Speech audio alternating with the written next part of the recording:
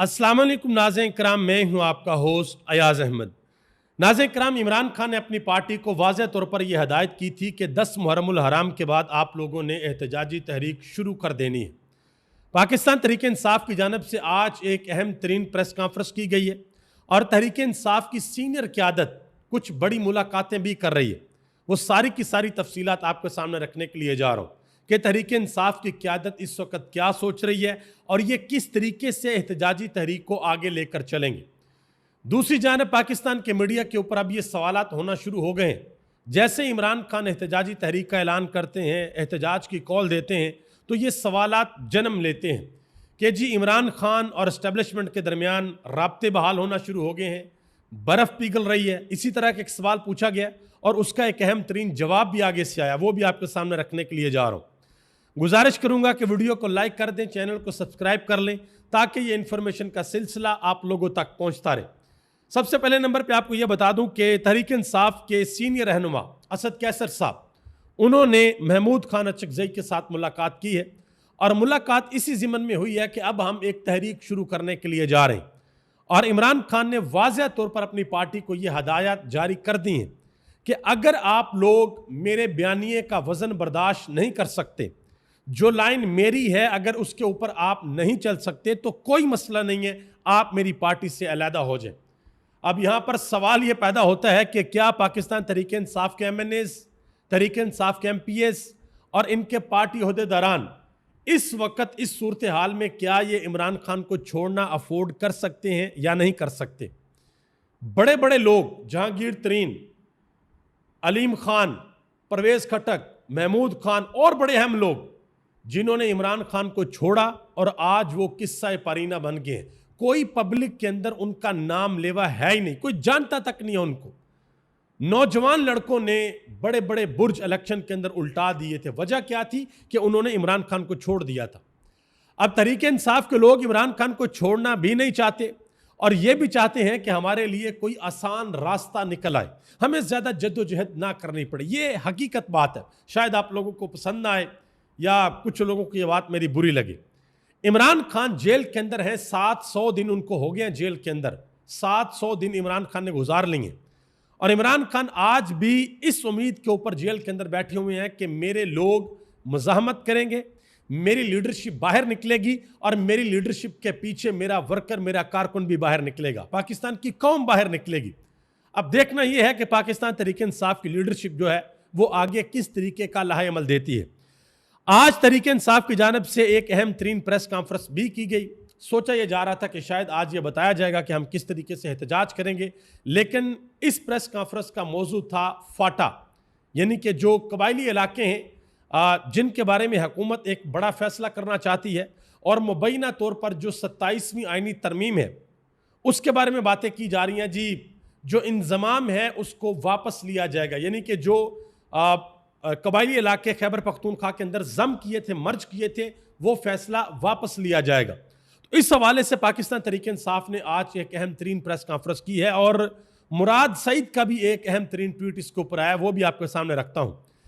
Press conference के अंदर शेख वकास अकरम ने कहा, उन्होंने कहा जी अगर ज़बरदस्ती धौंस धांधली के साथ फाटा इंजमाम ख़त्म करने की कोशिश की गई तो फाटा के अवाम ऐसा रद्दअमल देंगे जो इनके लिए काबू करना नामुमकिन हो जाएगा।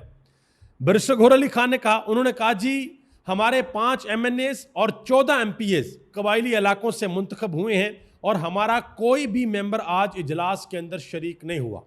वज़ीर आज़म साहब ने एक खसूसी कमेटी बनाई थी, उसका इजलास रखा था और कहा था कि आएँ ज़रा बैठ के इसके ऊपर बात करें, तो तहरीक इंसाफ की जानिब से बाकायदा तौर पर उसका बायकॉट किया गया। कोई भी उस कमेटी के अंदर, उस इजलास के अंदर नहीं गया।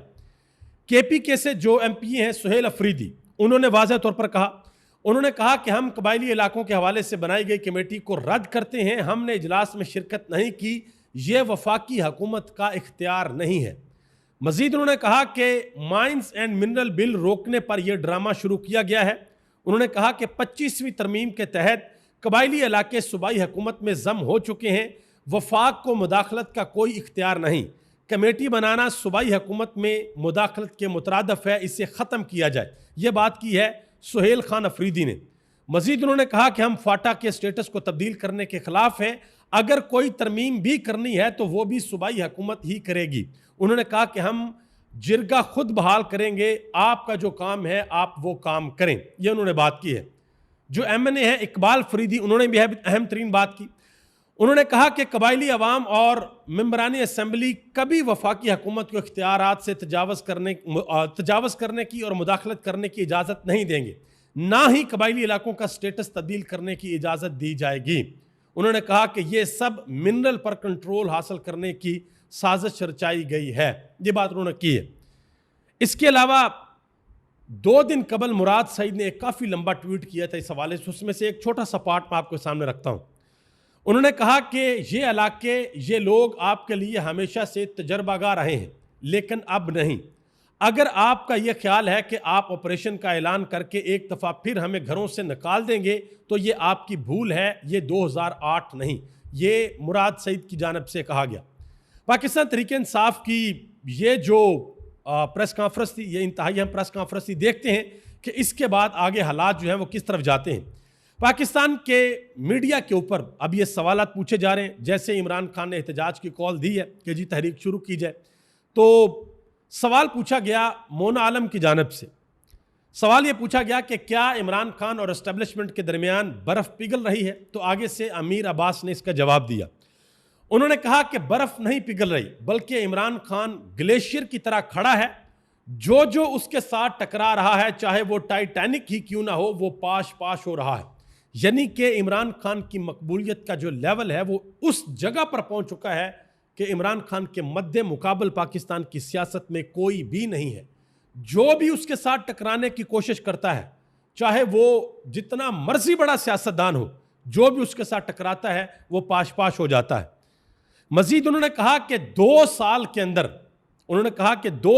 अंदर एक जाली या 2 नंबर सी प्रेस कॉन्फ्रेंस भी किसी 2 नंबर बंदे को बिठाकर भी ये नहीं कर पाए जिसके अंदर ये कहा हो कि इमरान खान जेल के अंदर बैठकर ये कह रहा है कि मैं पैर पकड़ने को तैयार हूं, मैं डील करने को तैयार हूं, मैं नाक से लकीरें निकालने को तैयार हूं, मुझे बाहर निकालो, मुझसे कैद बर्दाश्त नहीं होती।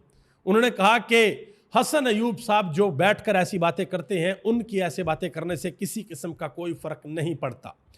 मज़हर अब्बास साहब ने एक बड़ी अहम बात की है उसी ज़िमन में फाटा के हवाले से, और जो खैबर पख्तूनख्वा की हुकूमत गिराने के हवाले से पिछले 4-5 दिन से बहुत सी बातें चल रही हैं। उन्होंने कहा कि अगर आप खैबर पख्तूनख्वा में कोई एडवेंचर करेंगे तो सिविल वॉर का खतरा है। उन्होंने कहा कि आपने इमरान खान की हुकूमत गिरा कर देख ली, उनकी मकबूलियत 7वें आसमान तक कैसे पहुँच गई, कि किस तरीके से इमरान खान की मकबूलियत आगे गई है, ऊपर गई है, उनकी हुकूमत जैसे गिरी है उसके बाद। मजीद कहा कि अगर आप ये हरकत करेंगे तो उसके बाद पॉपुलैरिटी का ग्राफ मजीद ऊपर जाएगा, ये उन्होंने कहा मज़हर अब्बास साहब ने। इसके अलावा मैंने कल के व्लॉग के अंदर आपको बताया था सरदार तनवीर इलियास जो पाकिस्तान तहरीक इंसाफ का हिस्सा थे, उनके बारे में एक खबर आई, बाकायदा तौर पर अखबार के अंदर ये खबर छपी, पाकिस्तान के मीडिया सोशल मीडिया के ऊपर इसको डिस्कस किया गया कि उनकी जानिब से कहा गया जी मेरे पास ऐसी चीज़ें हैं, ऐसे इंकशाफात हैं, अगर मैं कर दूं इमरान खान के हवाले से तो इमरान खान की मकबूलियत तहस नहस हो जाए। और यह भी कहा कि इमरान खान फ़ोन कॉल के ऊपर बस करोड़ों रुपया मांग लेते थे कि 10 करोड़ 15 करोड़ जो है वो दे दो। तो अब सरदार तनवीर इलियास साहब की जानिब से इसकी तरदीद आई है। उन्होंने कहा जी वीडियोस और अखबारी तराशों को AI से बनाया गया है और ये फेक है। उन्होंने कहा कि ऐसा मवाद जो है वो झूठ है और उसको फैलाने वाले शरपसंद है, यानी कि उन्होंने बाकायदा तौर पर इसकी तरदीद कर दी है। आगे आ जाए जी। और ये पावर है सोशल मीडिया की कि सोशल मीडिया चंद मिनट लगाता है और सारे का सारा आईना सामने लाकर रख देता है कि एक बंदा अगर कोई बात कर रहा है तो उसकी क्रेडिबिलिटी क्या है। जुनैद अकबर खान ने आज एक बड़ी अहम बात की। उन्होंने कहा जी सोशल मीडिया की वजह से हम असेंबलियों में पहुंचे और सोशल मीडिया की वजह से ही हमारा बयानिया दुनिया के कोने कोने में पहुंचा। उन्होंने कहा कि मैदान में सबसे ज़्यादा सोशल मीडिया लड़ रहा है और हमें अपनी सोशल मीडिया टीम के ऊपर फ़ख्र है। इसकी एक और छोटी सी मिसाल आपको देता हूं। पाकिस्तान तहरीक इंसाफ के टिकट के ऊपर इलेक्शन लड़ने वाले एक MNA जिनका इंतखाबी निशान मोर था, चौधरी उस्मान अली, इमरान खान का वोट लेकर वो असेंबली के अंदर पहुंचे और उन्होंने कुरान के ऊपर बाकायदा तौर पर हलफ दिया था कि मैं 2 नंबरी नहीं करूंगा, इमरान खान के साथ वफा करूंगा, यानी कि किसी और तरफ नहीं जाऊंगा। और अल्टीमेटली उन्होंने 26वीं आईनी तरमीम के अंदर भी इमरान खान के वो खिलाफ हुए और शहबाज शरीफ के साथ मुलाकात करके तो बिल्कुल उन्होंने अपनी जो वो कहते हैं ना कि पूरी की पूरी पोजीशन वही सारी की सारी उन्होंने बदल ली। नया पाकिस्तान के एंकर पर्सन है हुसनैन रफीक, उन्होंने उनके हलके के अंदर जाकर एक सर्वे किया और लोग वहां पर कह रहे हैं कि भाई हम तो इस बंदे को जानते भी नहीं है, हमने तो वोट दिया सिर्फ इमरान खान को देख के कि यह बंदा इमरान खान के साथ खड़ा है, इसका इंतखाबी निशान इमरान खान की पार्टी का है। यानी कि इमरान खान की पार्टी का वैसे तो कोई इंतखाबी निशान नहीं था, लेकिन हर हलके के अंदर मुख्तलिफ इंतखाबी निशान आते, तो लोगों ने ढूंढ ढूंढ कर ठप्पे लगाए थे, मोहरें लगाई थी, और लोगों ने अब ये साबित किया कि भाई इन लोगों की कोई औकात नहीं है, हमने इमरान खान को वोट दिए थे। आगे आ जाए जी। सीनियर साफ़ी हैं पाकिस्तान के जुनैद सलीम, उन्होंने एक बड़ा दावा किया। वो कहते हैं जी ताकतवर हल्के ख्वाजा आसिफ और राना सुनालो से शदीद नाला हैं। ख्वाजा आसिफ से मुतल्लक तो सख्त ज़ुबान इस्तेमाल की गई है। शुरू में मुतालबा ये था कि उन्हें खामोश करवाया जाए, मगर अब बात एक कदम आगे बढ़ गई है कि उन्हें हटाया जाए। और राना सनाउल्लाह से नाराज़गी की वजह उनके कुछ बयानात हैं जो इमरान खान के हक़ में। मैं राना सनाउल्लाह साहब का एक दो बयान आपके सामने रख देता हूँ, जिससे आपको अंदाज़ा होगा कि नाराज़गी किस तरह की है। राना सनाउल्लाह साहब ने एक दिन कबल ये बयान दिया, कहते हैं कि अगर मैं हद में रहकर सच्ची बात करूं, ये बड़ा इंपॉर्टेंट बयान है कि अगर मैं हद में रहकर सच्ची बात करूं, अगर हद से तजावज़ किया तो हम अपना नुकसान करेंगे। उन्होंने कहा कि हमने जो सब अदारों की माँ है यानी कि पार्लियामेंट, उसको ठीक तरीके से नहीं चलाया, और इसमें सारा कसूर हमारा नहीं बल्कि बाकी कुव्वतों का भी है।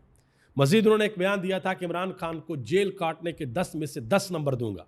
उन्होंने ये भी बयान दिया था कि एक मफरूज़ा बनाया गया था कि जी इमरान खान नशा करते हैं, लेकिन वो चीज़ गलत साबित हुई है, और ये भी कहा गया था कि इमरान खान जेल नहीं काट सकते, ये चीज़ भी गलत साबित हुई है। तो ये राना सनाउल्लाह साहब जो है वो अपनी डी के अंदर गोल कर रहे हैं, इस वजह से शायद जो नाराज़गी है वो ज़्यादा है। आगे आ जाए एस्टेब्लिशमेंट के हवाले से एक और ख़बर, और ये खबर दी है मुनीफ फ़रूक ने। कहते हैं कि सदर ट्रंप ने फील्ड मार्शल को बड़े इन्महाक से सुना, यानी कि बड़े गौर से सुना। फील्ड मार्शल ने सदर ट्रंप से कहा कि आपका कोई बिजनेस नहीं है, आप निकल जाएं इस वॉर से, यानी कि ईरान इसराइल की वॉर से आप बाहर निकल जाएं, आपको ईरान के ऊपर हमले का कोई फ़ायदा नहीं होगा। और ट्रंप ने फील्ड मार्शल की राय को अहमियत दी, और ईरान के ऊपर जो हमला हुआ था वो अलामती हमला था। अब ज़रा गौर से सुनिएगा। जिस वक्त ये मुलाकात हुई थी, इस मुलाकात के बाद आपको पता कि पाकिस्तान की हुकूमत ने ये नामजद कर दिया, कह दिया था कि डोनाल्ड ट्रंप को जो है वो नोबल अमन इनाम दिया जाए। ठीक है जी, ये ऐसा बंदा है जो दुनिया के अंदर अमन लेकर आया है। और उससे 2 दिन बाद जो B-2 बॉम्बर त्यारा है अमेरिका का, उसने हज़ारों टन वजनी जो बॉम्ब हैं वो गिराए थे ईरान की एटमी तनसीबात के ऊपर। 3 उनकी एटमी तनसीबात थी, उनके ऊपर गिराए थे, और आपको पता तबाही तो होती है। और उसके बाद अब जो है वो मुनीफ फ़रूक साहब कह रहे हैं कि नहीं जी वो सिर्फ अलामती हमला था। तो ये दुनिया का वाहिद अलामती हमला है जिसके अंदर B-2 बॉम्बर त्यारा इस्तेमाल किया गया, और एक से ज़्यादा इस्तेमाल किया गया, क्योंकि एक त्यारे के अंदर सिर्फ 2 बम इतने वजनी होते हैं कि 2 बम आते हैं एक त्यारे के अंदर। तो ये एक अजीबोगरीब किस्म की बात है भाई। आगे आ जाए। हामिद मीर साहब ने एक बड़ी अहम बात की है शिफा यूसुफजई के शो में। उन्होंने कहा कि जितने मर्जी अरब ममालिक इसराइल को तस्लीम कर लें, पाकिस्तान फ़लस्तीनियों के साथ धोखा नहीं कर सकता, क्योंकि पाकिस्तान का ख्वाब देखने वाले अल्लामा मोहम्मद इकबाल ने कहा था कि फ़लस्तीन अरब बादशाहों की पॉलिसी पर कभी एतबार ना करें, यानी कि फ़लस्तीन के ऊपर जो अरब बादशाहों की पॉलिसी है उसके ऊपर कभी एतबार ना करना। और कायद आज़म ने 1947 में यूनाइटेड नेशन का तकसीम करने का जो फार्मूला था फ़लस्तीन को, वो प्लान ही मुस्तरद कर दिया था। अब हमने देखना है कि हम आगे किस तरीके से बढ़ेंगे। अपने बानी कायद आज़म मोहम्मद अली जिन्ना की जो अफ़कार थी, उनकी जो सोच थी, जो उनका जो नज़रिया था, हम उसको देखेंगे या नहीं देखेंगे। पाकिस्तान तहरीक इंसाफ के कैमरे हैं निसार जट, वो कहते हैं कि शहबाज शरीफ बार बार अपोजिशन बेंचों पर आते हैं और कहते हैं कि आएँ हमारे साथ बैठें और बातचीत करें। उन्होंने कहा कि जो आपने हासिल करना था हासिल कर लिया, अदलिया आपकी जेब के अंदर है, उन्हें शेल्टर भी पूरा मिला हुआ है, आखिर क्या मुसीबत पड़ी हुई है इनको कि बार बार आते हैं हमारे साथ मिलते हैं। उन्होंने कहा जी इनको सिर्फ इमरान खान का खौफ है, इसलिए ये हमारे पास आते हैं। आगे आ जाए जी। अतर काज़मी साहब ने भी एक इंकशाफ किया, कहते हैं कि हुकूमत के कुछ दोस्त निजी महफिलों के अंदर ये कह रहे हैं कि अगर बाकी अरब मालिक इसराइल को तस्लीम कर लें तो शायद हम भी कर लें। ये निजी महफिलों के अंदर ये बात हो रही। मजीद कहते हैं कि शायद हमने अमेरिका को यकीन दहानी करवा दी है, और सीनियर कबीना के लोग जिस किस्म की बातें कर रहे हैं वो माजी करीबी एस्टेब्लिशमेंट के हवाले से भी सुनने को नहीं मिली कि ये आगे क्या होने के लिए जा रहा है। मजीद पता लग जाएगा कुछ अरसे के अंदर। असद तूर ने एक बात की है चीफ जस्टिस के हवाले से, याह्या अफरीदी साहब के हवाले से। वो कहते हैं कि याह्या अफरीदी और काजी फैज ईसा में एक बुनियादी फ़र्क है। काजी साहब को जब बताया जाता था कि आप मिले हुए हैं तो वो नाराज़ हो जाते थे, लेकिन याह्या अफरीदी को जब कहा जाता है तो वो कहते हैं कि कह लो मैं तो काम करूंगा उनके लिए, यानी कि उन्हीं के लिए मैं तो काम करूंगा। इसी तरह एक बात एतजाज़ एहसन ने भी की है याह्या अफरीदी साहब के लिए। वो कहते हैं कि मुझे याह्या अफरीदी पर तरस आता है, वो सेकंड क्लास सिविल जज बना हुआ है जिसके पास इख्तियारात ही नहीं है। उन्होंने कहा कि जो 90% केसेस सुप्रीम कोर्ट में आते हैं उन्हें सुनने का इख्तियार भी उनके पास नहीं है, याह्या अफरीदी साहब के पास। अतर काज़मी साहब ने एक बड़ी अहम बात की। उन्होंने कहा जी करबला का जो बुनियादी पैगाम है वो ये है कि आपने गलत को गलत कहना है, ताकतवर से मरगूब नहीं होना, चाहे कोई दूध में पानी डाल रहा हो, चाहे कोई इलेक्शन में वोट चोरी कर रहा हो या फॉर्म 47 पर कोई हुकूमत बना रहा हो, जो भी ऐसे इक़दाम हैं आपने उनको इंडोर्स नहीं करना। इमाम हुसैन इमाम अली मुकाम ने गलत को सही नहीं कहा, उन्होंने अपनी जान तक कुर्बान कर दी, यानी कि गलत को गलत कहा, जालिम की आंखों में आंखें डालकर देखा और फिर एक ऐसी मिसाल कायम की कि जो सुबह क़यामत तक के लिए सारी दुनिया के इंसानों के लिए एक मशले राह है, ना सिर्फ मुसलमानों के लिए बल्कि सारी दुनिया के इंसानों के लिए एक सबक है कि भाई किस तरीके से हक के आगे डट जाना है और परवाह नहीं करनी कि मेरा नुकसान कितना होता है, मेरी कुर्बानी कितनी बड़ी होती है, बल्कि ये साबित करना है कि हक के आगे डट जाना ही असल ज़िंदगी है। वो एक शेर है ना कि शहादत हुसैन असल में मर्ग यजीद है, इस्लाम ज़िंदा होता है हर करबला के बाद। तो इस तरह का कोई शेर है, मुझे एग्जैक्टली शेर सही तरीके से याद नहीं होते, लेकिन मफहूम ये है कि जो इमाम हुसैन की शहादत है वो असल में यजीद की मौत है और हर करबला के बाद एक नया जोश, एक वलवला और कुर्बानी देने का एक जज्बा उम्मत के अंदर जो पैदा होता है, क्योंकि हम याद करते हैं उस वक्त को कि जब नबी अलैहिस्सलाम के शहजादे, जब नबी की बेटी के बेटे करबला के अंदर आए और उन्होंने कहा कि सब कुछ लुटा दूंगा लेकिन किसी भी सूरत बातल की बैत नहीं करूंगा, यजीद की बैत नहीं करूंगा। और फिर जो उस वक़्त चश्मे फलक ने जो नज़ारा देखा वो ता क़यामत लोगों के सीनों के अंदर महफूज रहेगा। आगे आ जाए जी। सीनियर साफ़ी हैं शाकिर महमूद अवान, उन्होंने एक बड़ी खबर दी है। कहते हैं कि माह मुहर्रम के 10 रोज़ के लिए पंजाब भर में कौमी ख़जाने से अरबों रुपये लगाए गए हैं। सबसे ज़्यादा तशहीरी मुहिम पर लगे, सिर्फ लाहौर के 18 बिल बोर्ड्स पर 20 करोड़ रुपये खर्च किए गए। पंजाब का एक अंदाज़ा खुद लगा लें। उन्होंने कहा जी अब कानून बन चुका है, अब तशहीर से मुतल्लक आप पूछ भी नहीं सकते और ना ही कोई कानूनी कार्रवाई हो सकती है। इन्होंने बात की है। असद तूर साहब, उन्होंने मरियम नवाज़ के हवाले से एक और बात की है। कहते हैं कि मरियम नवाज़ कहती हैं कि देखो इमरान खान हमारी कस्टडी के अंदर है, मेरी जेल के अंदर कैद है, उनके पास इतना इख्तियार नहीं है कि इमरान खान से जेल में किसी की मुलाकात करवा दें। ये असद तूर साहब कह रहे हैं कि दावे तो किए जाते हैं कि इमरान खान हमारे पास हैं, हमारी कैद के अंदर है, लेकिन इतना भी इख्तियार नहीं है कि किसी की इमरान खान के साथ मुलाकात करवा दें। वो कहते हैं कि जब मुज़ाकरात चल रहे थे तो उस वक्त एस्टेब्लिशमेंट के एक अफसर को फ़ोन करके कहते थे कि इमरान खान से मुलाकात करवा देंगे, ये पूछा जाता था। ये हिसाब किताब है और ये बातें इनके बढ़ के तो मारी जाती हैं लेकिन अंदर खाते कुछ भी नहीं। आगे आ जाएं जी।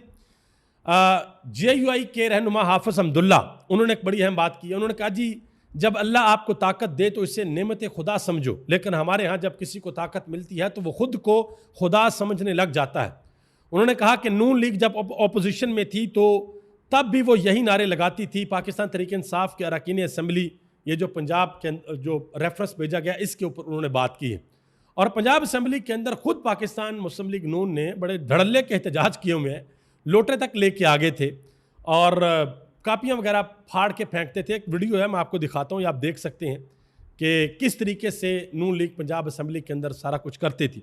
नईम अशरफ भट्ट सीनियर साफ़ी हैं, वो कहते हैं कि पाकिस्तान तहरीक इंसाफ के 26 अरकान की मुअत्तली ऐवान में पाबंदी तक और सज़ा ये दुरुस्त है कि आप उनकी, यहाँ तक कहते हैं जी समझ लगती है कि आप उनके ऊपर पाबंदी लगा दें कुछ इजलासों को कि आप आ नहीं सकते।